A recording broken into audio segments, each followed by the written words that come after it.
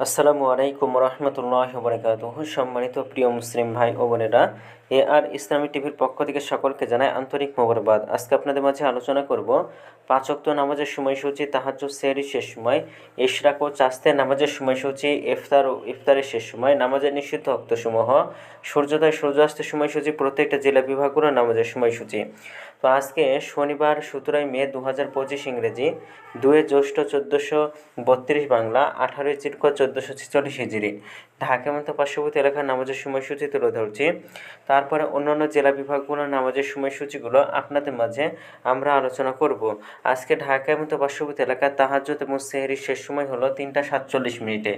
ইফতারের সময় সন্ধ্যা 6টা 38 মিনিটে।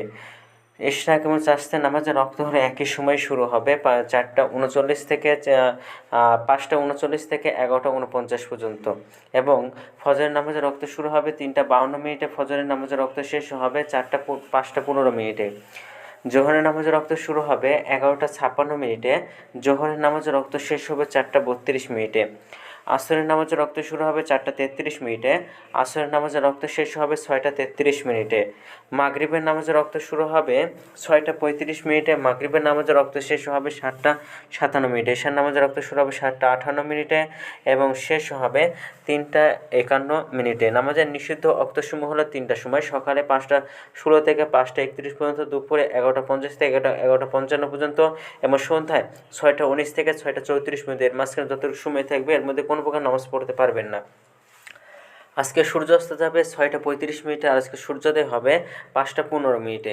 এই কারণে ঢাকায় মতো পার্শ্ববর্তী এলাকার নামাজের সময়সূচি। এখন আলোচনা করব বিভাগীয় শহরের জন্য উল্লিখিত সময়ের সঙ্গে যেসব বিভাগের সময় আপনারা যোগ বিয়োগ করবেন তা হলো অর্থাৎ বিয়োগ করবেন চট্টগ্রাম 5 মিনিট এবং সিলেটে 6 মিনিট কম করবেন। ঢাকার মতো পার্শ্ববর্তী এলাকায় যে নামাজের সময়সূচি রয়েছে সেখানে চট্টগ্রাম 5 মিনিট এবং সিলেটে 6 মিনিট কম করবেন। যোগ করবেন খুলনাতে 3 মিনিট, রাজশাহীতে 7 minute, Rangpur 8 minute, Barisal 1 minute বেশি করবেন। ঢাকার মতো পার্শ্ববর্তী এলাকায় যে আমাদের সময়সূচিটা রয়েছে সেখান থেকে এই কয়েকটি বিভাগে বেশি করবেন।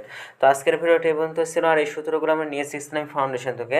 ভিডিওটি ভালো লাগলে অবশ্যই চ্যানেলটি সাবস্ক্রাইব করে পাশে থাকবেন। ধন্যবাদ সকলকে। আসসালামু